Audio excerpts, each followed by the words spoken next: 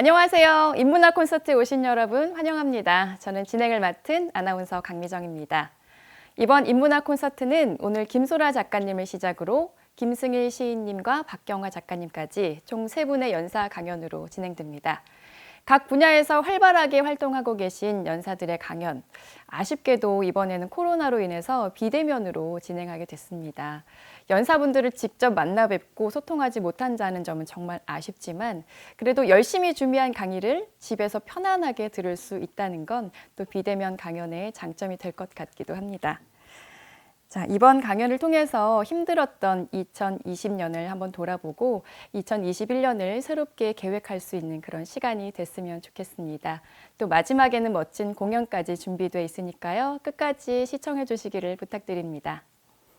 자, 2020 인문학 콘서트 첫 시작을 열어주실 분은 바로 김소라 작가님입니다. 김소라 작가님은 바람의 끝에서 마주보다, 사이판 한 달 살기 등의 저서를 집필하셨는데요. 이번 강의를 통해서 몽골에서 한 달 동안 직접 살아본 이야기를 생생하게 들려주신다고 합니다. 자, 김소라 작가님과 함께 인생 여행 떠날 준비 되셨나요? 그럼 지금부터 김소라 작가님의 강의 시작합니다.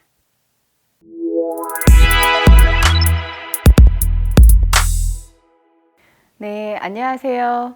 글 쓰는 생활여행자 김소라 작가입니다. 저는 글을 쓰면서 여행을 하고 또 책방을 운영하는 다양한 일을 하고 있는데요. 오늘 제가 여러분들에게 강의 드릴 주제는 사이의 시간에서 마주보다. 그래서 여러분들에게는 인생에서 사이의 시간, 어떻게 보면은 빈 공허한 시간 같은 그런 시간일 텐데 제가 몽골 여행을 하면서 이 사이라는 단어에 대해서 굉장히 많은 생각을 하고 사이의 시간에서 마주하게 된 자연, 사람들, 그리고 나 자신에 대한 생각들을 여행 중에도 여행 이후에도 그리고 글을 쓰는 과정 중에도 많은 생각을 했던 것 같아요. 그래서 여러분들과 이야기를 좀 나눠보도록 하겠습니다. 제가요, 2018년 7월 중순에서 8월 중순까지 약 한 달, 30박 31일 동안 7,000km를 여행했어요. 7,000km를 여행을 했는데, 몽골의 북쪽, 몽골의 남쪽, 수도인 울란바토르, 그리고 몽골의 서쪽, 동서남북을 오가면서 굉장히 긴 거리를 여행을 했는데 제가 혼자 여행을 한 게 아니라 중학생 아들과 함께 여행했던 그런 독특한 시간이었죠. 그래서 여행을 떠나기 전에는 저희 아이가 정말 싫어했고 이 여행이 엄마와 가는 내 인생 마지막 여행이다 할 정도로 정말 싫어했던 그런 이야기를 하면서 제가 정말 사정사정해서 데리고 갔지만 여행 이후에 그리고 지금 이제 저희 아이가 하는 말이 엄마와 했던 인생 최고의 시간이고 자기 인생에 있어서도 정말 잊지 못할 경험이었고 나는 어른이 되어서 또 다시 몽골을 꼭 가겠다. 단 엄마와 말고 친구들과 이제 그런 이야기를 할 정도로 굉장히 저와 중학생 사춘기 아이에게는 정말 큰 변화와 영감을 얻었던 시간인 것 같아요. 몽골에 유명한 이제 속담이 있어요. 이제 이 화면에서도 보이시겠지만 생각만 하고 앉아 있는 똑똑한 사람보다 돌아다니는 바보가 낫다. 이게 이제 몽골의 속담인데요. 아마도 이제 나라가 굉장히 넓고 가만히 앉아 있는 환경이기보다는 유목민들의 삶 자체가 이동하는 이제 거주 형태였잖아요. 지금도 그렇게 살아가는 유목민들이 많지만 그런데 사람이 태어나서 죽을 때까지 한 곳에서 이렇게 살지는 않잖아요. 우리도 끊임없이 뭔가 이동을 하거나 이사를 하거나 직장을 옮기거나 이런 변화 속에서 살아가잖아요. 그런 것처럼 변화를 통해서 사람들은 배우고 성장하고 또 다른 나의 어떤 잠재력을 이끌어낼 수 있는 그런 기회가 되는 것 같아요. 그래서 여러분들 돌아다니는 바보가 됩시다 라는 이야기를 오늘 강의에서 또 해드리고 싶습니다. 저희 아이네요. 네, 이렇게 이제 아이와 함께 했던 시간들을 이야기를 해드리려고 하는데요. 저는 무엇을 마주 보았을까요? 네, 첫 번째는 몽골 하는 어떤 단어를 듣는 순간 여러분들의 머릿속에는 대자연, 초원이 펼쳐진 아무것도 없는 끝도 없는 그런 광활한 땅을 이제 상상하실 것 같아요. 혹은 고비 사막. 그런 어떤 모습들이 아마 머릿속에서 연상이 되실 텐데요. 네, 그렇습니다. 바로 자연과 마주하는 시간이 굉장히 컸어요. 물론 저도 어릴 때 시골에서 할머니 집에서 자연 속에서 지냈던 경험이 있지만 이렇게 온전히 내가 자연 속에 있다라는 것을 느낀 적이 이 대한민국 사회에서는 그게 그렇게 많지 않았던 것 같아요. 이제 저희 아이가 말을 타는 모습입니다. 네, 말을 타는데요. 끝도 없어요. 저 멀리 뭐가 보이긴 보이는데 또 그 멀리를 가면 또 보이지 않는 끝이 보이지 않는 땅이 있죠. 그래서 말을 굉장히 많이 탔어요. 네. 그래서 자연과 마주하는 이 시간을 통해서 이 땅의 광활함 그리고 아무것도 없는 그런 순간들을 매일매일 경험을 했죠. 누군가가 이야기를 하더라고요. 몽골을 왜 그렇게 좋아하시냐. 제가 몽골을 저는 한 번 갔지만 5번 이상 가신 어떤 분께 여쭤봤더니 이 아무것도 없는 것을 보기 위해서 간다. 그 말이 되게 감동적이었어요. 아무것도 없다. 물론 뭐 저기에는 풀도 있고 동물들도 있지만 아무것도 없는 것을 보기 위해서 가는 그런 곳이다. 그래서 자연과 마주하는 시간 속에서 결국 나라는 인간도 별거 없구나. 태어나서 죽는 순간까지 내가 그냥 대단한 존재인 줄 알았는데 그냥 이 대자연의 정말 먼지 같은 존재고 물론 뭐 가치가 없다는 게 아니라 정말 이 자연 앞에서 숭고한 자연 앞에서 한없이 겸손해지는 것을 배우는 시간이었던 것 같아요. 자연과 마주할 때의 그 쾌감 중에 하나는 바로 몽골은 화장실이에요. 몽골 여행을 하면서 이제 특히 초원으로 갔을 때는 당연히 화장실이 없죠. 그런데 화장실이 없다라는 뜻은 곧 이 세상 천지가 다 화장실이라는 거예요.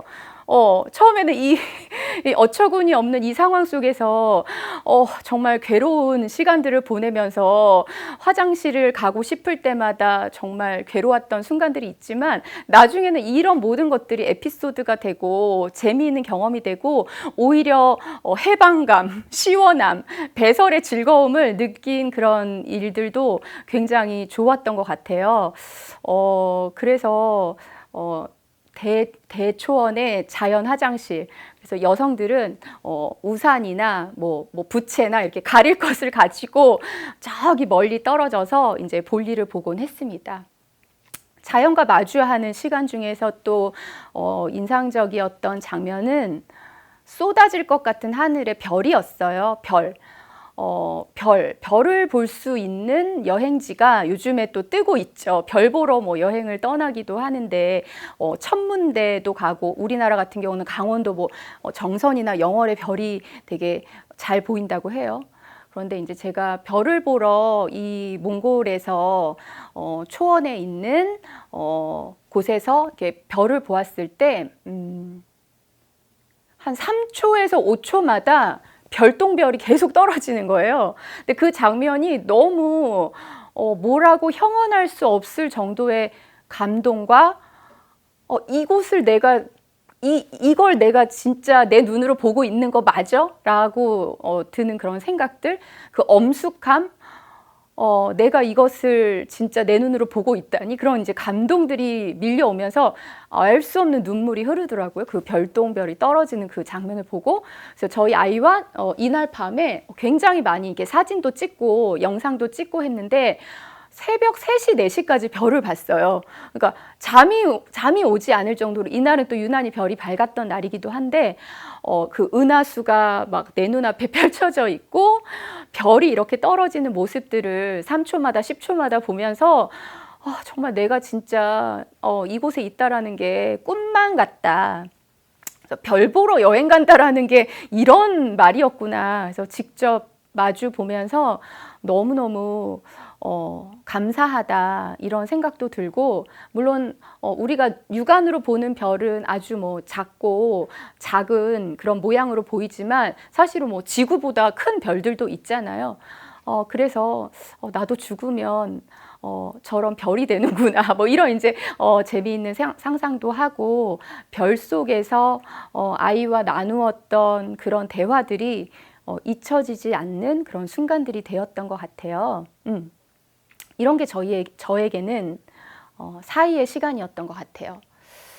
그리고 무엇보다도 잊지 못할 자연과의 마주함은, 몽골은 사실은 인간보다 동물이 더 많은 나라고, 인간보다 뭐 몇백 배 이제 동물이 많죠.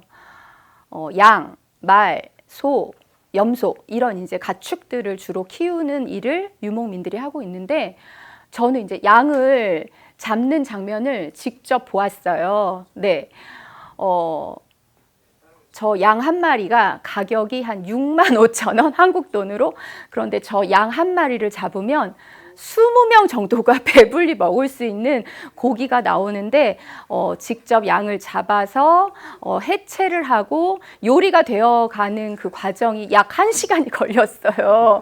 네, 근데 너무너무 어떻게 보면은 잔인해 보이기도 하고, 어떻게 네 눈앞에서 양을 잡아서 먹고 죽는데 저걸 어떻게 먹을 수 있어, 이런 이야기를 하는데, 저는 오히려 저 장면이 굉장히 숭고한 그런 시간이었던 것 같고, 누군가의 죽음, 이 어떤 자연 속에서 살다가 자연 속으로 돌아가는 이 양의 모습을 보면서 굉장히 고마운 생각들, 그리고 나도 역시 자연의 일부구나 라는 생각이 들었던 것 같아요. 그리고 이 양을 잡을 때 화면에도 보이셨지만 피가 단 한 방울도 흘러내리지 않아요.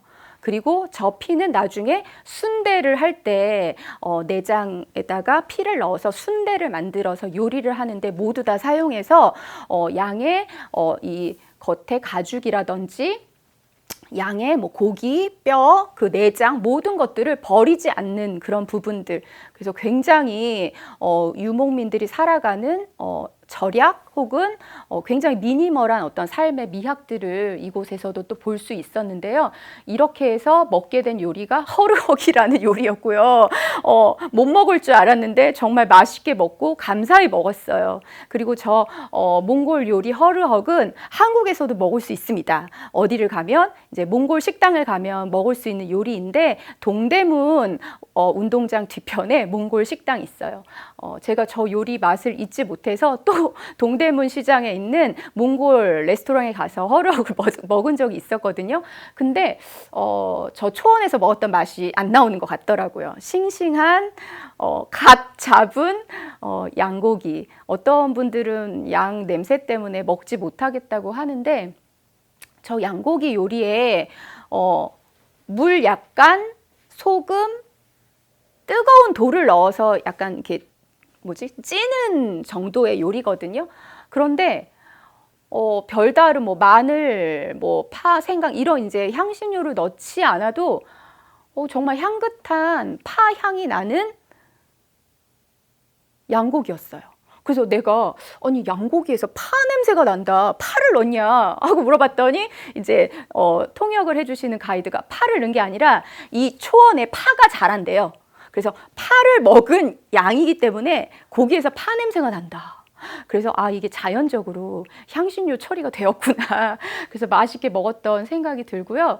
그리고 이제 저 양고기로 만두도 빚고, 그 다음에 양고기 뭐 국수도 끓이고, 양고기로 뭐 이렇게 뭐 볶음면도 만들어서 먹고, 양고기가 이제 주식인 유목민들의 생활들을 옆에서 보면서, 저는 사실은 채식주의자는 아니지만 고기를 거의 안 먹는 사람이었었거든요. 그런데 몽골에 갔다 오고 나서 고기를 좀 잘 먹게 되었어요.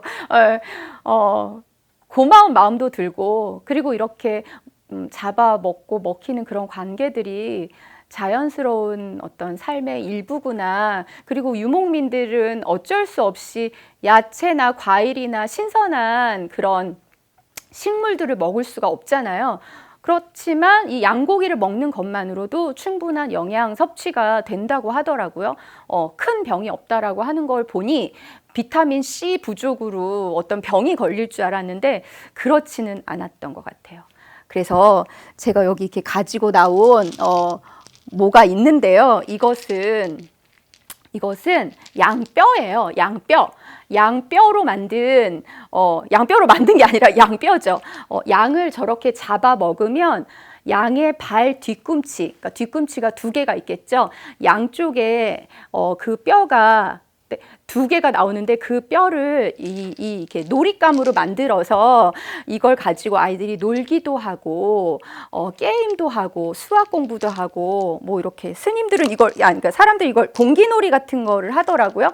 그렇게 놀잇감으로 이용을 하는데 여기 보면 약간 좀 거뭇거뭇하고 아직까지 이게 털이 좀 묻어 있어요. 그리고 기름이 묻어 있는 듯한 이거 제가 먹은 양이에요. 네, 제가 먹은 양의 이 뒤꿈치 뼈를 샤가이라고 부르는 뼈인데요. 이걸 유목민 아저씨가 저에게 주셨어요. 기념으로 가져가라. 그래서 이제 제가 이렇게 가지고 왔고요. 나머지 이 양 뼈들은 몽골의 재래시장에 가면 구할 수 있거든요. 이걸 가지고 또 놀이를 하거나 게임을 할 때 이 양뼈를 가지고 논대요. 그리고 몽골 사람들이 전 세계에서 수학을 가장 잘하는 뭐 몇 위 안에 드는 나라라고 해요. 수학 올림피아드에 이렇게 나갔을 때 뭐 수상하는 정도로 굉장히 똑똑한 아이들이 많다고 하는데 그 이유가 몽골의 게르라는 집을 지을 때 이게 조립식 주택이거든요. 지었다 해체하고 지었다 해체하고 여기도 이렇게 작은 모형이 하나 있는데 이 몽골 집 게르거든요. 이게 겉에 뼈대는 나무로 만든 뼈대인데 아주 정교하게 만들어지고 수학적으로 아주 딱딱 맞는 그런 구조로 되어 있고 그리고 이제 겉에는 양털로 이렇게 덮어 씌운 집인데 몽골 사람들은 퍼즐을 굉장히 좋아하고 잘 맞춘다고 하더라고요. 네.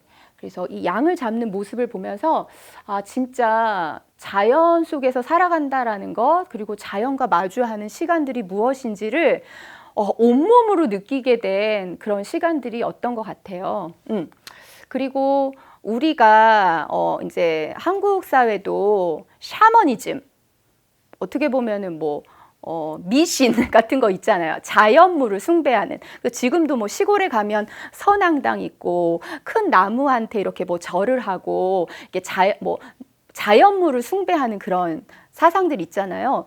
저도 뭐 특별하게 뭐 종교가 뭐 있는 건 아니지만 희한하게 절이나 아니면 오래된 나무 같은 데를 보면 제가 이렇게 돌멩이를 하나 집어서 이렇게 올려놓고 뭔가 이렇게 기도를 하거든요. 그런 것들이 이게 제 무의식에 오래전부터 DNA에 있는 그런 보이지 않는 자연에 대한 숭배하는 마음들, 자연을 굉장히 이렇게 신처럼 여기는 그런 마음들. 근데 샤머니즘의 기원이 몽골이라고 하더라고요.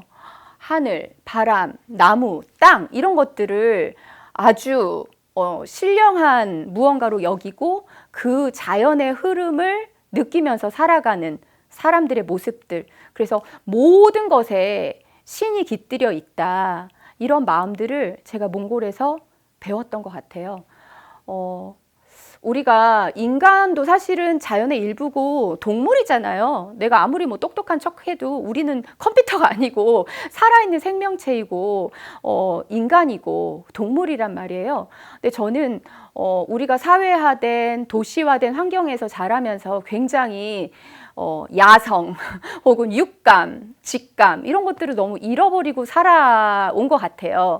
그런데 우리 안에 모두 다 있어요. 그냥 감 같은 거. 왠지 이쪽으로 가면 뭐가 나올 것 같아. 왠지 나는 이 사람과 결혼하면 행복할 것 같아. 혹은 이 남자랑 만나면 아닌 것 같아. 왠지 내가 이런 일을 하면은 좀 잘 될 것 같아. 그런 내 마음에 그런 믿는 그런 믿음들 그런 게 저는 감이라고 생각하거든요. 그런데 감이 좋으려면 자연과 함께하는 그런 시간들이 확실히 많아야 된다라는 생각이 들어요. 그래서 몽골에서 살아가는 사람들, 특히 이 초원길을 달리는 운전사 아저씨들을 보면은 길이 없어요. 길이 없는 길을 가요. 길을 만들어서 가고 관광객들도 그 없는 길을 따라서 가는데 과연 저 길 끝에 뭐가 나오기나 할까? 두려운 마음으로 어떻게 보면은 이게 끌려가는 건 아닐까 싶을 정도로 차를 타고 새로운 곳으로 여행을 할 때 희한하게도 그 방향을 따라서 가면 무언가가 나오고 새로운 어떤 곳이 나오는 것을 보니 너무 신기하고 우리 인간의 마음 속에는 그 정신 속에는 알지 못하는 그런 힘들, 내 안에 내재되어 있는 가능성들 이런 게 충분히 있다. 그런데 그 야성이 그 어떤 직관이 어디에서 생겨날까? 언제 그게 발현이 될까? 생각을 해보면 정말 자연 속에서 머무르는 그 사이의 시간에서 발현이 될 수 있는 어떤 사인들을 내 안에서 찾아내는 것 같아요. 발현이 될 수 있는 시간들을 내 안에서 찾아낼 수 있을 거라는 생각을 하게 됩니다. 네, 여행을 통해서 또 제가 마주한 것은 무엇이었을까요? 바로 두 번째는 타인들, 결국은 이제 사람인데요. 우리가 태어나서 죽을 때까지 삶의 시작과 마지막 그 사이의 시간에도 우리는 무수히 많은 타인들을 마주하게 되죠. 나 아닌 사람들은 다 타인인 거예요. 그런데 그 타인과의 마주함 속에서 정말 많은 것들을 얻고 배우고 숙고하고 정말 나를 다른 형질의 사람으로 만들어가는 굉장히 중요한 자원이 저는 사람이라는 생각을 하게 됩니다. 여행에서도 마찬가지였어요.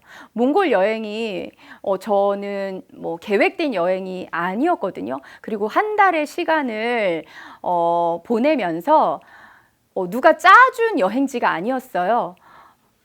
제가 굉장히 좀 충동적인 성격이기 때문에 울란바토르 시내에 있는 아파트를 하나 이제 지인을 통해서 에어비앤비로 아파트를 하나 한 달을 얻었는데 그 아파트를 베이스 캠프로 해서 북쪽도 가고 남쪽도 가고 서쪽도 가고 이런 이제 여행 안에서 또 짧은 여행들을 계속 이동을 하고 머물고 돌아오고 반복을 했던 것 같아요. 그런데 몽골의 가장 서쪽에 있는 홉수굴이라는 어마어마하게 큰 호수가 있어요. 아마 대한민국보다 크다고 하더라고요. 그런데 홉수굴이라는 커다란 호수를 가고 싶은데 울란바토르 시내에서 1000km가 넘게 떨어진 곳이에요. 아주 멀죠. 왕복 2000km예요. 그런데 거기를 가려면 보통은 이제 비행기를 타고 가거나 관광객일 경우는 버스를 타고 가는 경우도 간혹 있다고 해요. 그런데 보통은 한국 사람들은 이제 가이드를 통해서 그 먼 곳을 찾아가는데 제가 이 홉수굴을 너무너무 가고 싶다라는 생각을 하고 있었는데 제가 페이스북에 그때 당시에 몽골 여행의 어떤 장면을 실시간으로 올리고 있었거든요. 저는 지금 뭐를 하고 있습니다. 어디에 있습니다. 그런데 저희 동네에 안경점 원장님이 계세요. 장영식 원장님이라는 오랫동안 안경점을 하셨던 원장님이신데 그 원장님이 몽골과 이제 몽골에 있는 사람들에게 안경 기술을 가르쳐주는 봉사활동을 하고 계셨어요. 그런데 페이스북 메신저로 저한테 제 수양딸 부인아가 울란바토르에서 안경점을 하고 있어요. 이걸 메신저로 저한테 알려주시고 부인아의 연락처를 알려주셨어요. 한국말을 아주 잘하고 몽골 국립대학에서 한국어를 전공한 수재다. 그리고 한국에 여러 번 와서 안경 기술을 배웠고 자기가 이제 후원을 하고 있는 친구다. 그 이야기를 전해주셨는데 갑자기 만나고 싶다라는 생각이 들어서 전화를 했어요. 다행히 제가 묵고 있는 아파트에서 울란바토르 시내에 있는 아파트에서 멀지 않은 곳에서 안경점을 하고 있었어요. 그래서 이 부인아가 하는 써니 옵티컬 안경점을 제가 찾아갔어요. 찾아가서 만나서 이야기를 했는데 이 부인아라는 친구가 놀라운 이야기를 하는 거예요. 제 고향이 홉수굴이에요. 네, 홉스굴이 고향이라고 하면서 저한테 홉스굴 가는 방법을 알려주셨고 심지어는 버스표를 끊어줬어요.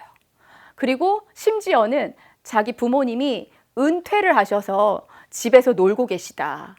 홉스굴에 가면 버스 정거장에 부모님이 저를 마중 나오실 것이며 그리고 부모님과 함께 여행을 할 수 있도록 도와주겠다. 그래서 제가 부인하는 안경점을 하느라 같이 가지는 못했지만 부인아의 소개로 1000km 떨어진 홉스굴에 가서 부인아의 부모님과 언니, 동생, 조카들을 다 만나고 이제 이들과 같이 또 3박 4일의 여행을 한 적이 있거든요. 그래서 홉스굴은 몽골 사람들에게 가장 신성시되는 어머니 바다와 같은 곳이에요. 그래서 뭐 평생 소원이 홉스굴을 가는 것 혹은 그곳에 가서 이 물을 뭐 마시거나 그곳에 가서 기도를 하면 소원이 이루어진다라는 그런 신념을 가지고 있어요. 그런 이제 곳인데 홉스굴에 가서 제가 부인아를 통해서 정말 꿈에 그리던 이 바다와 같은 홉스굴 호수를 보게 되었죠.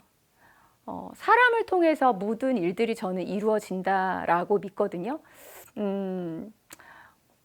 내 삶이 바뀌어지기 위해서 내가 지금의 삶이 만족스럽지 않다면 저는 당신이 사는 장소를 바꾸던지 당신이 만나는 사람을 바꾸던지 이런 이제 이야기를 많이 드리곤 하는데 사람을 통해서 생각보다 많은 일들이 이루어졌던 경험들이 저뿐 아니라 여러분들도 영상을 보시는 많은 분들도 사람이 재산이야. 사람이 정말 귀한 보물 같은 나를 이렇게 만들어준 귀인들이 있었지라는 이야기를 많이 하실 거예요. 제가 여행을 통해서 그런 걸 정말 많이 느꼈어요. 신기하게도 내가 뭐를 하고 싶을 때 그런 사람들이 막 나타나는 거예요. 어떻게 신이 이런 길을 다 예비해 놓으신 걸까? 뭐 그런 어떤 상상이 들 정도로 내가 원하는 일들을 이루는 적절한 사람들을 길에서 우연히 혹은 SNS, 페이스북으로 만나서 이렇게 홉스굴도 가고 부인아의 가족들을 만나게 되는 그런 재미난 일들도 있었던 것 같아요. 그리고 이제 아까 보여드린 양 뒤꿈치 뼈로 만든 저 놀잇감 있잖아요. 저 놀잇감도 박물관에 제가 여행자니까 박물관에 가서 이렇게 전시품을 보고 박물관 기념품 가게에서 너무너무 신기하게 생긴 몽골 게임이 있길래 이렇게 설명을 듣고 사오고 아이들이랑 같이 이제 게임을 하기도 하고 심지어는 절에 갔더니 스님들이 저 게임을 하고 있더라고요. 그래서 제가 이 게임 방법을 절에서 스님들한테 배웠어요. 몽골 스님들은 우리나라처럼 이렇게 엄숙하지 않고 되게 이렇게 개구장이 같은 스님들이 많으셨거든요. 앉아서 공기놀이 같은 게임을 하고 이 양뼈로 아까 이제 보여드린 이 양뼈로 계속 놀이를 하고 계시더라고요. 그래서 스님들이 이거는 이렇게 하는 거야 하면서 몽골 말로 저에게 계속 알려주시고 그런 어떤 만남과 사람들을 통해서 얻게 되는 그런 뭐 지식들, 뭐 정보 혹은 그런 배움들이 저에겐 되게 컸던 것 같습니다. 여행의 시간에서 특히 몽골은 자연을 통해서 제가 얻었던 배움들 그리고 사람들을 통해서 얻게 된 시간의 선물들 그런데 결국은 여행을 통해서 돌아보게 되는 건 나 자신이잖아요. 나에 대한 생각들을 정말 많이 하게 돼요. 왜냐하면 너무 많은 시간 동안 차 안에 갇혀서 이동을 하거든요. 그러면 그 시간 동안에 처음에는 뭐 대화도 하고 게임도 하고 얘기도 하지만 나중에는 멍 때리거나 자거나 아무 생각 없이 있거나 500km, 600km 하루에 8시간, 7시간을 차 안에 있다가 어디엔가 떨어지면 그제서야 새로운 곳에 이렇게 구경을 하고 그러니까 몽골 여행의 대부분은 이동 시간이 많이 있었던 것 같아요. 이동. 대한민국은 서울에서 뭐 저기 부산까지 한 400km라고 치면 왕복 800km잖아요. 왕복 800km를 가면 무언가가 있죠. 그런데 몽골 여행을 하면서 뭐 예를 들어서 1000km를 이동을 하는데 아무것도 없어요. 아무것도. 길이 아닌 곳을 가기도 하고 동물들이 어마어마하게 많죠. 동물들, 자연들. 그런데 그 아무것도 없는 시간 속에서, 그 자연 속에서, 그리고 기다려야 하는 그런 공허한, 어떻게 보면 애매모호한 시간들을 견디는 과정 속에서 나 자신에 대해서 생각하고 들여다보고, 나에 대한 어떤 뭐 어린 시절뿐 아니라 뭐 나라는 사람에 대해서 되게 많이 생각을 했던 것 같아요. 사이의 시간을 견디다. 이 장면은 빨리 와. 네.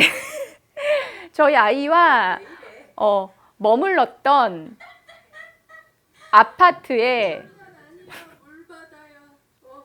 네, 이 장면에서는 아까 이제 그 장면은 이 물바다가 된 이 곳은 아파트에서 이제 길가로 나오는데 도로로 나오는데 이날 폭우가 내려서 길이 배수가 안 되니까 저게 그냥 동네 길이거든요. 저희가 다 이제 막 물바다가 된 거예요. 저기를 막 뚫고 지나가면서 이제 큰 길로 나갔는데 이제 저런 물 웅덩이가 시내에 되게 많아요. 도대체 여기를 왜 온 거야? 막부터 해가지고 막 투덜투덜 되는데 처음에는 투덜투덜 되다가 또 저 시간을 우리가 통과해야 되잖아요. 저 물길을 통과해야 되잖아요. 그런데 저희 아이가 나중에는 이 상황이 너무 어처구니 없어서 그냥 둘이 웃고 말아버리는 그런 시간들. 그리고 어쩔 수 없이 견뎌야 하는 시간이라면 나중에는 좀 재미있게 즐겨보자 이런 마음들이 많이 생겼던 것 같아요. 그래서 저희 아이랑 영상을 계속 돌려서 보면서 웃고 또 웃었던 장면 중에 하나예요. 저런 데가 허구한 날 길거리에서 마주하는 장면들이다라는 것들. 그래서 사이의 시간을 견디면서 얻게 되는 알지 못하는 내 안에 나라는 사람에 대한 감각들. 그리고 여행을 가면 수많은 문제들을 마주하잖아요. 어쩜 그렇게 매일매일 내가 풀지 못하는 문제들이 내 앞에 쫙 이렇게 풀어놓은 것처럼 힘든 그런 숙제 같은 일들이 너무 많았던 것 같아요. 그런데 그게 한국 같으면, 대한민국 같으면 핸드폰 열어서 앱으로 뭔가 빨리빨리 뭔가를 해결할 수 있고 은행도 가깝고 모두 가깝고 뭐 관공서도 빨리빨리 뭔가를 처리해주고 그런 상황이지만 이런 외국에서 특히 뭐 한국말이나 뭐 영어나 이런 게 의사소통이 잘 안 되는 몽골에서는 내 안에서 이렇게 할 줄 아는 게 정말 없는 내가 이렇게 아는 게 없는 사람이었나, 내가 이렇게 무능한 사람이었나라는 것을 매일매일 느끼는 거예요. 한국에 있었으면 내가 되게 대단한 사람인 줄 알고 내가 능력이 있는 사람인 줄로 착각하는데 몽골에 있으니까 아무것도 못하는 거예요. 심지어는 이제 저희 아이가 배가 너무 아프고 열이 나고 병원에 간 적이 있었는데 그것도 물어 몽골에 있는 병원을 갔는데 그 병원에서 뭐 진료도 받고 약도 얻고 링겔 주사도 맞은 적이 있었어요. 근데 한국 같으면 집 앞에 있는 소아과에 같이 가서 뭐 주사 맞고 수납하고 검사 받고 이런 게 아무런 문제가 아닌데 한국 사람 하나 없는 몽골의 병원에서 진료실에서 내가 어떻게 해야 하는지, 검사실은 또 어딘지, 수납은 또 어떻게 해야 되는지 그런 일상의 모든 것들이 마비되는 그런 순간들을 물론 뭐 이민을 가시거나 외국에 가서 이렇게 사시는 분들은 이런 힘든 상황들을 생활로 견뎌야 하시지만 여행을 통해서 이런 것들을 견뎌야 했던 내 안에 또 다른 정말 나의 무한한 능력들이 발휘되는 순간들이 많이 있었던 것 같아요. 그래서 견뎌왔던 순간들, 그리고 몽골 사람들의 어떤 삶의 지혜를 보면서 정말 대단하다, 이런 지혜로움 같은 것들을 제가 느끼고, 야, 진짜 이 상황에서 살아가는 게 대단하다, 진짜 똑똑하다. 뭐 몽골은 한여름에도 밤에는 춥기 때문에 난로를 떼는데 난로를 떼는 연료들이 나무가 부족하기 때문에 말똥, 양똥 뭐 이런 똥으로 아주 바짝 말려서 연료를 사용하고 있어요. 그래서 삶의 문제를 저는 여행을 통해서 예행 연습을 했던 시간이 아닐까라는 생각이 들어요. 태어나서 죽을 때까지 수많은 문제들을 마주하는데 정말 거대한 문제들 앞에서 내가 무력해지는 순간들이 한두 번이 아니잖아요. 그런데 여행을 하면서 문제들이 문제가 아니고 문제를 풀 수 있는 힘이 내 안에 있구나. 나를 도와주는 사람들이 와, 이 몽골에서도 이렇게 많이 있는데 한국에서도 정말 많겠지. 내 안에 있는 그런 힘들 그리고 내 주변의 자원들이 굉장히 많다라는 것을 여행을 통해서 많이 느꼈던 것 같아요. 그리고 저는 아이와 이 한 달의 시간을 무엇으로 채워갈까를 생각할 때 일기를 썼어요. 일기. 그러니까 저는 이제 글을 썼고 저희 아이는 매일매일 일기를 썼는데 일기를 쓰는 시간이 저희 아이에게는 엄마의 숙제였죠. 엄마가 내준 숙제 같은 시간이었지만 나중에는 저희 아이가 몽골 일기장이 있는데 자기가 보고 키득키득 웃기도 하고 그 일기장이 자기의 소중한 보물처럼 한 달 동안 엄마가 그렇게 일기를 쓰라고 한 게 자기는 너무 싫었는데 여행 갔다 오고 나서 남은 자신의 기록들이 굉장히 소중하다라는 생각을 아이의 입에서 얘기를 할 때 너무 뿌듯한 거예요. 예, 그 순간에는 억지로 쓰게 했던 날들도 좀 있었지만 일기를 쓰면서 저한테 뭐 불만, 엄마에 대한 욕도 있고 도대체 이 여행을 왜 와서 내가 생고생, 개고생 하면서 막 투덜투덜 된 부분들도 있지만 그 안에서도 또 스스로 좋은 것들을 찾아내는 뭐라고 해야지? 힘이라고 해야 되나?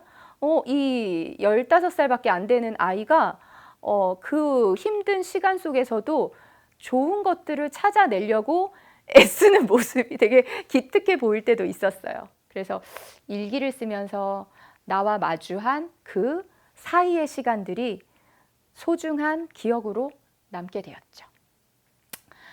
그리고 여행을 하면서 알 수 없는 혼동의 어떤 시간들 그리고 예측 불허의 상황들이 항상 있었거든요. 이 예측 불허의 상황은 차가 또랑에 빠졌어요. 또랑이 아니라 진흙탕에 빠져서 빠진 차를 구하기 위해서 또 다른 차가 빠지고 그 차를 구하기 위해서 또 다른 차가 빠지고 그 차를 구하기 위해서 또 다른 차가 빠져서 결국은 5대의 차가 저 진흙탕에 빠져서 한 5시간 동안 아무도 어디도 가지 못하는 꼼짝할 수 없는 그런 상황이 벌어졌거든요. 그런데 한국인 여행객도 있었고 저 여행 같은 경우는 고비 사막 투어를 제가 신청을 해서 이제 몇 사람의 한국인들과 고비 사막 여행을 했던 경험인데 차가 빠져서 갈 수 없는 저 상황을 우리가 이제 아무것도 할 수 없잖아요. 한국 같으면 보험회사가 오고 뭐 레카가 오고 그리고 빨리 그 상황이 수습이 되는데 몽골에서는 뭐 보험도 없고 저거를 응급으로 뭔가 처리할 수 있는 상황이 하나도 없기 때문에 모두가 힘을 합쳐서 저 차를 끌어내고 결국은 사람의 힘으로 되지 않아서 이제 가이드가 다른 차를 타고 가까운 도시 여기서 가깝다 하면 2시간 떨어진 2시간 정도 떨어진 가까운 도시에서 커다란 트랙터를 끌고 와서 이 상황을 모면하게 된 그런 상황이 그런 이제 일이 있습니다. 근데 이때 거의 한 20명 가까이의 여행객들이 오도 가도 못하는 그런 상황에서 너무너무 고맙고 감사한 게 먹을 걸 서로 내어놓는 거예요. 이게 무슨 성경에서 보여준 오병이어의 기적처럼 다들 이제 굶고 있는데 배가 고픈데 주섬주섬 가방에서 무언가를 꺼내서 먹을 것들을 나눠주고 물도 나누어 먹고 그리고 심지어는 저희 아이가 이렇게 어린 아이는 하나도 없었거든요. 대부분 다 어른이었기 때문에 근데 모든 어른들이 저희 아들 머리 이렇게 쓰다듬어 주면서 너 참 기특하다. 엄마 따라와서 고생 많이 하는구나. 너는 어떤 일도 할 수 있을 거야. 너 참 대단하다 하면서 먹을 것도 주시고 심지어 돈도 주시고 잘했다고 계속 칭찬해 주시고 하는데 저희 아이는 나중에는 이게 처음에는 막 짜증을 냈다가 너무 사람들이 자기를 칭찬해 주니까 어쩔 줄 몰라 하면서 되게 으쓱으쓱하는 그런 기분도 느꼈다고 하더라고요. 그래서 이런 불확실한 상황 속에서 내가 어떠한 사람인지 알아가고 이것을 즐거워하는지 혹은 괴로워하는지 아니면 짜증을 내는지 아니면 이 시간 동안에 내가 어떠한 감정으로 대처를 하는지 저도 저라는 사람에 대해서 알지 못하잖아요. 이 상황이 아니면 알지 못하는 나의 모습이 너무 많거든요. 우리는 타인을 이해한다고 말로만 하지만 그 사람이 되어보지 않고서는 알 수 없는 부분들이 너무 많은 것 같아요. 자기 자신에 대해서도 마찬가지인 것 같아요. 그 상황에서만 발휘되는 능력들이 있어요. 제가 이제 엄마가 됐기 때문에 발휘되는 능력이 있었겠죠. 몽골에 갔었기 때문에 발휘되었던 문제 해결 능력들이 또 제 안에서 생겨났겠죠. 네, 그렇습니다. 그래서 여행을 통해서 알게 된 어떤 저의 뭐 인생 명언과도 같은 말 중에 하나가 읽어볼게요. 쓸모없는 일 속에서 쓸모를 찾아가는 것. 쓸모없는 일들을 하다 보면 그 안에서 쓸모 있는 일을 어느 순간 발견하게 되고 그 쓸모없음이 쓸모 있음의 순간으로 형질 변화가 될 때가 있더라고요. 제 인생에서도 혹은 여러분들의 인생에서도. 그래서 여행 그거 뭐야? 한 달 동안 뭐 하고 온 거야? 쓰잘데기 없는 경험은 하나도 없었던 것 같아요. 하지만 이런 시간을 내가 거쳐왔고 지나왔기 때문에 분명한 건 몽골 여행을 다녀오기 전과 후 나는 다른 사람이 되었다라는 감각들이 제 안에 굉장히 큰 확신으로 자리 잡게 된 것 같습니다. 몽골에서는 이런 유제품들을 많이 먹잖아요. 우유, 뭐 치즈, 버터, 그다음에 그 젖을 발효한 아이락이라는 술 같은 거를 먹는데요. 여행을 갔을 때 저희가 머물던 여행자 캠프에 우유를 팔러 온 소녀가 있었어요. 이 소녀는 10km를 자전거를 타고 왔대요. 그런데 이 도로가 아니라 정말 울퉁불퉁한 그런 비포장 도로 같은 데를 너무너무 낡은 자전거를 타고 우유 2통을 들고 배낭을 메고 왔는데 이제 우유를 팔러 온 거예요. 유목민의 이제 아이인 것 같아요. 우유랑 뭐 요거트랑 뭐 이렇게 통 2개에 2,000원이었어요. 한국 돈으로. 그래서 이제 저 우유랑 요거트를 사서 먹었는데 저 아이에게 뭐 초콜릿도 주고 나중에는 뭐 선물도 주고 고맙다라고 뭐 인사도 하고. 근데 제가 이 아이의 모습을 보고 이날 밤에 어떠한 생각을 했냐면 이런 글을 제가 책에 써 놓았거든요. 이 아이의 모습을 보면서 한국에서는 전혀 상상하지도 못할 일이죠. 제가 물어봤더니 이제 가이드를 통해서 물어봤더니 새벽 4시에 일어나서 젖을 짰대요. 그 양젖을 짜서 그리고 그것을 여기 인근에 여행자들이 여행 온 캠프가 있으니까 저 우유를 가지고 가서 팔아야겠다 이런 생각을 아이가 하고 찾아온 거죠. 제가 한번 읽어보겠습니다. 아이는 알고 있다. 언제 젖을 짜야 할지, 언제 소가 새끼를 낳는지 직관적으로 알고 있다. 풀을 뜯어 먹으러 돌아다니면 말이 언제 집으로 오는지, 겨울은 어떻게 나야 하는지, 양을 어떻게 잡아야 하는지 감으로 알고 있다. 온몸의 감각으로. 우유를 짠 다음에는 발효해서 요거트를 만들고 버터나 아롤 같은 유제품을 만드는 것도 알고 있다. 보고 듣고 경험한 모든 것이 배움이 된다. 온 몸으로 세계를 배워나간다. 그래서 저는 이 아이를 보면서 이 아이가 가진 지식과 경험은 대한민국에서 살아가는 10대들은 도저히 죽었다 깨어나도 알 수 없고 느낄 수 없고 배울 수 없는 정말 소중한 지식이다라는 생각이 들어요. 온몸으로 배우고 온몸으로 터득해가는 생애 감각들. 그래서 저는 여행을 통해서 제가 뭐 직접 양젖을 짜고 그랬던 적은 없지만 몸으로 배워나가는 경험들이 제 인생에서 다른 가만히 앉아서 수학 문제 풀고 지식적으로 알아가는 공부보다 온몸으로 느끼고 경험하고 실패하고 다치고 했던 그 불명확한 시간들 속에서 배웠던 것들이 더 많았다는 생각을 하게 됩니다. 코로나 때문에 다들 무언가가 닫혀버렸다라는 생각을 하고 내가 이 시간을 견뎌야 하는 그런 괴로운 시간이다라는 생각이 들잖아요. 물론 코로나가 끝나겠죠. 네, 그런 희망적인 메시지를 우리 모두 가지고 있고 끝나겠지만 지금은 우리에게 주어진 이 시간이 사이의 시간이다라는 생각이 들어요. 어떤 일의 시작 그리고 끝이 나기 위해서 그 중간의 과정들이 필요하죠. 우유가 발효돼서 요거트가 되려면 그 발효되는 시간이 있고 우리가 밥을 먹고 소화가 되기 위해서는 이 위에서 장에서 계속 연동 운동을 통해서 소화가 되어지는 시간이 있고 뭐 소들도 계속 풀을 뜯어 먹으면서 되새김질이라는 걸 하잖아요. 그래서 저는 이 사이의 시간이 나를 들여다보고 숙고하고 되새김질하는 그런 시간이 아닐까라는 생각이 들어요.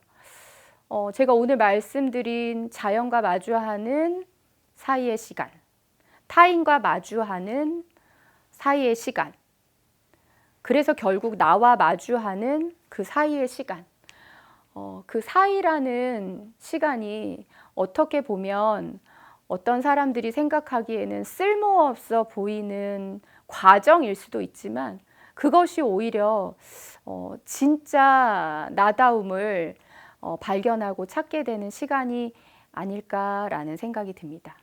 저도 이제 코로나 때문에 여행을 가는 것이 다 이렇게 단절되어 버렸잖아요. 그래서 많은 분들이 물어보세요. 작가님, 여행 좋아하시는 작가님 여행 못 가게 되셨으니까 어떻게 해요? 이렇게 물어보시는데 저는 오히려 이 사이의 시간이 되게 이게 어떤 재미난 어떤 경험들을 하게 되는 시간이었던 것 같아요.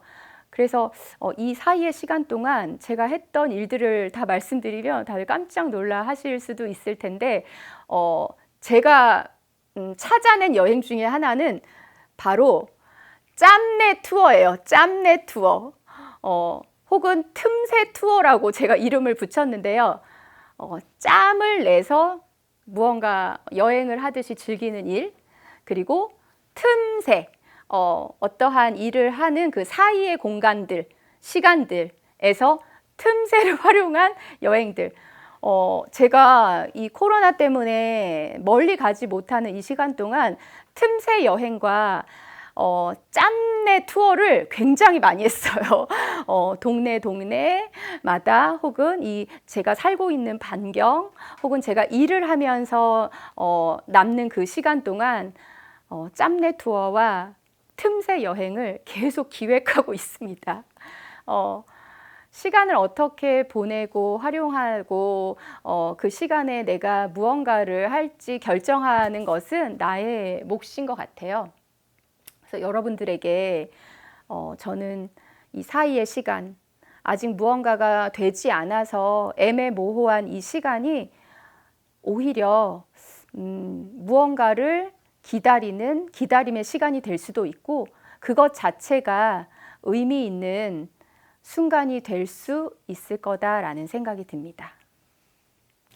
네, 여행이 필요한 우리에게 정말 소중한 이야기 해주신 김소라 작가님 감사드립니다. 네, 감사합니다. 네. 네, 재밌게 잘 들으셨어요? 네, 네네. 강의를 듣고 나니까 가슴이 두근두근 하면서 어디론가 막 떠나고 싶죠? 네, 떠나고 싶고 맞아요. 코로나가 끝나면 나도 꼭 외국에 가서 한 달을 살아봐야겠다 이런 큰 꿈을 갖게 됐습니다. 네. 너무 감사합니다. 네. 사이의 시간에 대해서 이야기해 주신 게 정말 흥미로웠어요. 음. 보통 우리는 사이의 시간을 참 견디기 어려워하고 빨리 지나갔으면 좋겠다라고 맞아요. 생각을 하잖아요. 그 사이의 시간을 조금 더 행복하게 보낼 수 있는 방법이 있을까요? 보통 이제 사이의 시간 하면 모호하고 좀 애매한 시간이라고 생각이 되고 뭐 견뎌야 하는 시간이다라고 생각이 되기도 하는데 네. 그 시간에 행복하게 지낼 수 있는 방법 우리 모두에게 좀 필요한 일인 것 같아요. 네. 저는 무엇을 추천드리냐면 목적이 없는 일을 해라. 어떻게 보면 쓸데없는 일 같은 거 있잖아요. 그리고 돈이 안 되거나 네. 누군가가 보기에는 좀 쓰잘데기 없어 보이는 그런 일들을 찾아서 해보는 것? 그게 저는 사이의 시간을 견딜 수 있는 재미난 놀이 같은 일이 되지 않을까. 우리가 뭔가 목적을 갖고 하다 보면은 그 목적이 이루어지지 않을 때 너무 이렇게 좌절하거나 네. 실패감을 느끼잖아요. 그런데 어차피 그 시간을 내가 견뎌야 한다면 뭐 놀이 같은 일, 목적성이 없는 일, 그런 일들을 하면 좋지 않을까. 와. 추천드리고 싶습니다. 이거는 생각해보지 못했던 방법이네요. 네. 보통은 뭔가 꿈을 향해서 나아가거나 네. 뭔가 결과물이 보이는 일들 자꾸 만들어가고 싶다는 생각이 드는데 그게 아니라 오히려 쓸데없는 목적이 일. 없는 일들, 쓸데없는 없는 일들을 통해서 그 시간을 재미있게 네. 보낼 수 있다. 진짜 흥미롭네요. 네. 예를 들면 어떤 게 있을까요? 저는 어렸을 때 학교 갔다 오면은 아무도 없는 빈 공간을 굉장히 좋아했던 것 같아요. 네. 부모님이 다 일을 하시니까. 네. 그럴 때 이렇게 집에 가만히 누워서 멍하니 있었던 그런 시간들이 있는데 천장을 바라보면 네. 이게 깨끗한 어떤 벽지가 아니라 얼룩덜룩한 벽지들이 있잖아요. 네. 그래서 벽지들의 그 얼룩덜룩한 무늬들을 보면서 혼자 머릿속으로 온갖 상상을 했던 것 같아요. 그런 거 하고 놀았고, 네. 그리고 그때는 뭐 지금처럼 뭐 유튜브나 인터넷이 없었을 네. 시절이니까 음악을 들으면 라디오에서 막 이렇게 듣고 가사를 막 받아서 적고, 그래서 나만의 어떤 노래집 같은 것들을 와. 만들거나 했거든요. 네. 근데 그걸 하다 보면 시간이 너무너무 금방 가는 거예요. 그래서 그걸 했던 일들이 굉장히 많이 떠올랐고요. 그다음에 고등학교 때는 영화를 되게 좋아하고 지금도 좋아하지만 네.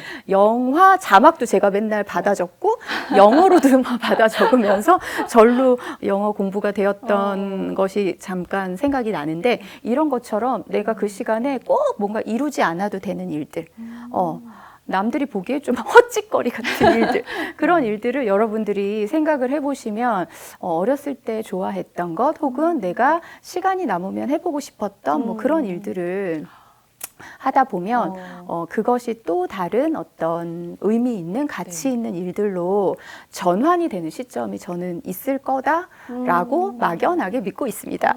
네. 지금 이렇게 무의미해 보이지만 그냥 재미있게 하는 일들이 네. 다 연결이 돼서 연결되어서 의미 있는 일들로 만들어질 거다. 네. 지금 말씀하신 거 들어보니까 굉장히 정말 나도 헛짓거리를 해보고 싶다. 그렇죠. 네, 추천드립니다. 이런 생각이 드는데 그러기에 또 너무 좋은 시기인 것 같아요. 우리가 지금 코로나를 지나면서 어떻게 보면 이 시기도 견뎌야 하고 기다려야 하고 지나가야 하는 어떻게 보면 좀 힘들다고 생각할 수도 있는 시기지만 이런 놀이들을 통해서 또 재미있게 보낼 수도 있을 것 같아요. 네. 네. 작가님만의 코로나를 어떤 견디는 지나가는 어떤 경험이나 방법들이 있으셨나요? 제가 이번에 코로나가 한창일 때 네. 3월 달에 네. 책방을 열었어요. 이 어렵다는 시기에 네, 책방을 남들 하셨어요? 뭔가 어떤 사업을 네. 시작을 하거나 장사라고 해야 되나 이런 것들을 시작하기 굉장히 좋지 않은 시간이라고 네. 생각을 하잖아요. 네. 그런데 저는 오히려 뭔가 내 공간에 대한 열망이 되게 컸고 그런 어떤 나만의 아늑한 서재, 책방 이런 곳이 있으면 저도 되게 행복할 것 같고 네. 저와 같은 관심사를 지닌 사람들이나 소수의 사람들이 친밀하게 모일 수 있는 그런 공간이 생기면 네.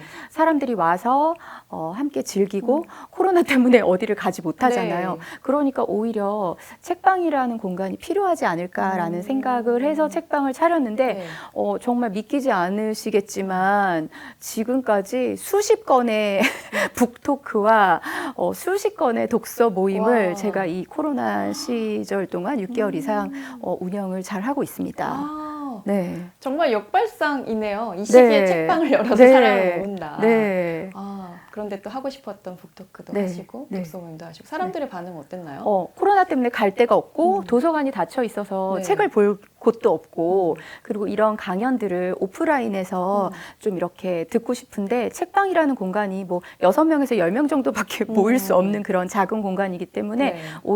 오히려 아늑하고 또 소수의 사람들이 끈끈하게 모일 수 있는 그런 장소가 되니까 훨씬 더 유대감을 강화하는 그런 시간이 되었고 저도 이제 책방에서 네. 책 모임, 글쓰기 모임 그런 강좌들을 계속 하면서 또 저희 책방에 오신 분들과 글쓰기 모임에서 또 책을 출판하기도 하고 네, 그런 어떤 뭐 결과물, 네. 의미 있는 그런 컨텐츠들을 만드는 일을 하면서 네. 굉장히 남들은 코로나 때문에 힘들다고 하는데 저만 이렇게 혼자 행복하게 지냈던 것 같아요. 와. 네. 역시 아까 이야기하셨던 그냥 의미 없이 하고 싶었던 일을 하고 즐거운 일을 찾아서 했던 것들이 이런 때 또 빛을 발하게 되는 맞아요. 것 같네요. 그래서 어차피 뭐 보낼 시간들이면 네. 조금 더 재미있게 놀이처럼 보낼 수 있는 방법이 없을까 그런 것들을 생각하게 되었던 것 같습니다. 너무 즐겁네요. 네. 정말 인생을 놀이처럼 잘 만들어가고 계신 것 같은데 네. 작가님의 이야기를 들어보니 너무 이렇게 즐거운 거를 찾아가면서 코로나가 끝나면 또 어디론가 훌쩍 떠나시지 않을까 하는 생각이 드는데 그렇죠. 혹시 코로나가 끝나면 이곳을 좀 여행해 보고 싶다 그런 곳 있으신가요?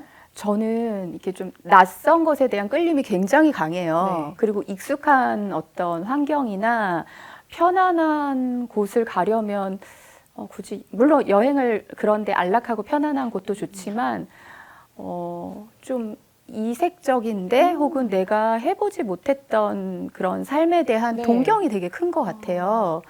그래서 몽골을 가게 되지 네. 않았나라는 생각도 살짝 들긴 하지만 그 대륙이라는 큰 나라 있잖아요. 이렇게 횡단까지는 아니었지만 아주 먼 거리를 가야지만 무언가를 볼 수 있는 그런 여행을 해보고 나니까 다음번에는 또 어떤 곳으로? 사실은 저는 이제 러시아의 어떤 옛날 나라들 있잖아요. 네. 키르기즈스탄, 우즈베키스탄 네. 뭐 이런 나라들에 대한 동경이라나 그런 어떤 아련함들이 있어요. 그래서 제가 작년에 우즈베키스탄에서 오신 한 이주민 여성분과 함께 하는 요리 교실을 클래스를 세계 여행, 세계 요리 교실 이런 요리 교실을 몇 회 수강한 적이 있었는데 네. 그때 우즈벡 요리를 네. 같이 만들어서 먹고 너무 좋은 감정을 받았어요. 그리고 그 우즈벡 나라에 대한 네. 어떤 호기심이 생기고 그래서 제가 그때는 코로나가 전이었기 때문에 저 우즈벡을 너무너무 가보고 싶어요. 꼭 가보고 싶어요. 네. 이런 얘기를 한 적이 있어요. 네. 그래서 우즈베키스탄을 우즈베키스탄에. 가보고 싶다라는 생각이 들었고 그래서 그 마음을 조금 이제 실현하기 위해서 제가 네. 동대문에 있는 네. 우즈벡 요리 식당에 또 가본 적이 있어요. 와, 대단하시네요. 네, 역시. 그래서 너무 호기심이 생겨서 네. 그래서 저의 어떤 여행의 시작이라든지 관심사가 확장되어가는 그런 과정에 보면 항상 사람이 있었고 그 사람에 대한 어떤 호기심 혹은 궁금증 이런 것으로 인해서 제가 알게 되는 세상이 넓어지는 느낌이 들어서 다음번에는 우즈벡을 한번 가볼까 막연하게나마 생각하고 있습니다. 네. 기대되네요. 작가님이 우즈벡에 다녀오시면 네. 또 어떤 이야기들을 들려주실지 네. 어떤 경험을 하실지 빨리 코로나가 끝나길 바랍니다. 감사합니다.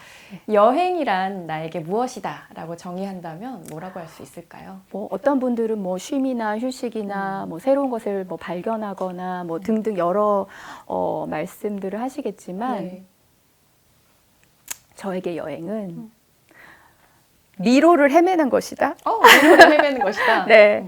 오늘 강의에서도 헤매는 이야기들이 많았는데 네. 희한하게 그 헤매는 시간이 끝날 거다라는 희망이 있어요. 그리고 어차피 여행은 네. 다시 집으로 돌아와야 되잖아요. 제가 정말 불의의 사고를 당해서 죽지 않는 이상 비행기 티켓팅도 해놓았기 때문에 그 시간까지 헤매다가 집에 돌아오는 거잖아요. 어떻게 보면은 안전한 헤매임이죠. 낯선 곳에서. 낯선 곳에서. 새로운. 그래서 내가 어떤 미로 같은 세계에 들어가서 헤매다가 그러다가 다시 내 길을 찾아서 본래 어떤 나의 집으로 돌아오는 그 여정인데 네. 헤맬 거면 뭐하러 가? 뭐 이렇게 얘기하시잖아요. 네. 근데 뭐 예를 들어서 어차피 쌀 건데 밥은 왜 먹어? 뭐 이런 거랑 똑같은 말인 거잖아요. 재미있는 표현이네요. 예. 어차피 뭐 그거 안 될 건데 어. 뭐 그런 걸 왜 해? 뭐. 그래서 저는 헤매기 위해서 가는 게 여행 아닐까 라는 생각을 하고 있습니다. 네. 또 그렇게 말씀해 주시니까 정말 위로가 됩니다. 우리가 그럼요. 살아가면서도 나 지금 너무 헤매고 있나? 잘하고 있나? 이런 생각이 드는데 헤매기 위해서 또 여행을 떠나는 것처럼 우리의 삶도 그렇지 않을까. 위로 가득한 강연이었습니다. 오늘 좋은 말씀 주셔서 너무 고맙습니다. 네, 감사합니다. 네. 김소라 작가님과 함께한 인문학 콘서트 첫 번째 강연을 마쳤습니다. 이번 시간을 통해서 저는 잠시 몽골로 여행을 다녀온 기분이었는데요. 여러분은 어떠셨나요? 코로나로 인해서 지쳤던 여러분들의 마음이 조금이나마 활기를 찾으셨기를 바랍니다. 자, 그럼 마지막으로 보컬리스트 이승태님의 노래 청해 듣겠습니다. 이승태님은 노래 실력도 멋지지만 모델로도 활동하셨던 외모까지 정말 멋진 분입니다. 따뜻한 위로의 노래 끝까지 함께 해주시고요. 저는 또 다음 인문학 콘서트에서 찾아뵙겠습니다. 지금까지 김소라 작가님 그리고 저는 아나운서 강미정이었습니다. 그때는 알지 못했죠. 우리가 무얼 누리는지. 거리를 걷고 친구를 만나고 손을 잡고 껴안아주던 건 우리에게 너무 당연한 것들. 처음엔 쉽게 여겼죠. 금세 또 지나갈 거라고. 봄이 오고 하늘 빛나고 꽃이 피고 바람 살랑이면은 우린 다시 돌아갈 수 있다고. 우리가 살아왔던 평범한 나날들이 다 얼마나 소중한지 알아버렸죠. 당연히 끌어안고 당연히 사랑하던 날 다시 돌아올 때까지 우리 힘껏 웃어요. 잊지는 않았잖아요. 간절히 기다렸잖아요.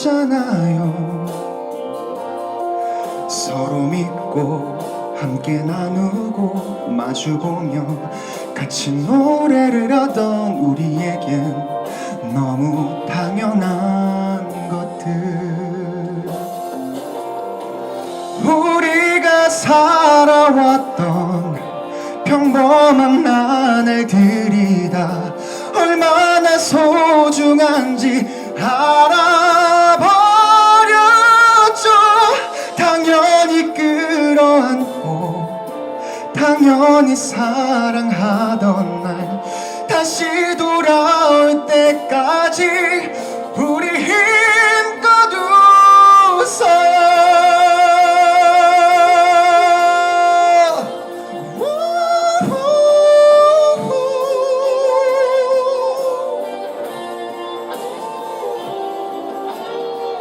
당연히 끌어안고 당연히 사랑하던 날 다시 돌아올 때까지 우리 힘껏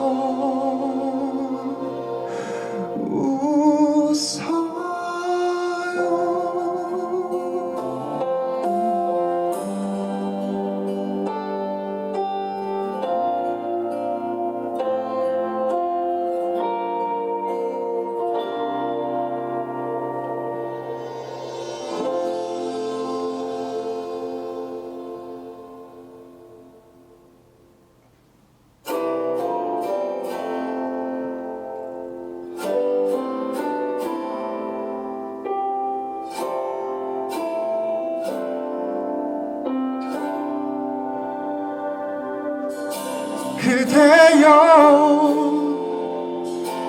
아무 걱정 말아요.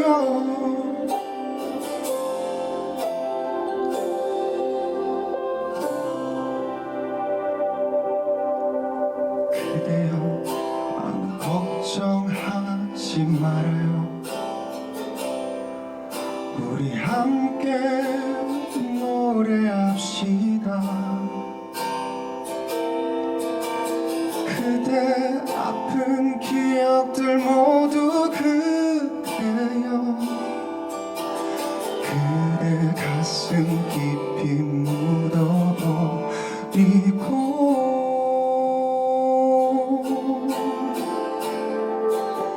지나간 것은 지나간 대로 그런 의미가 있죠.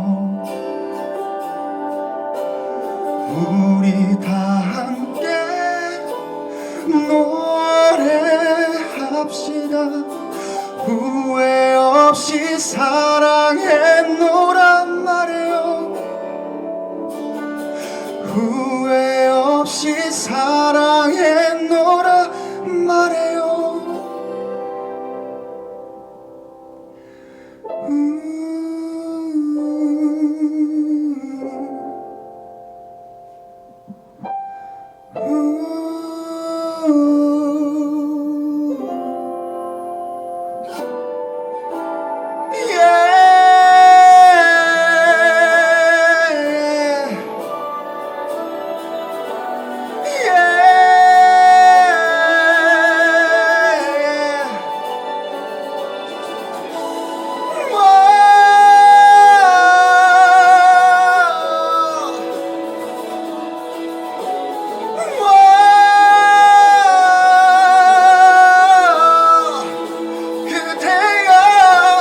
지나간 것은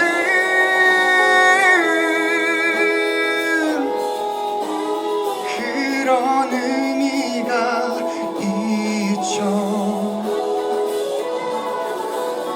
떠난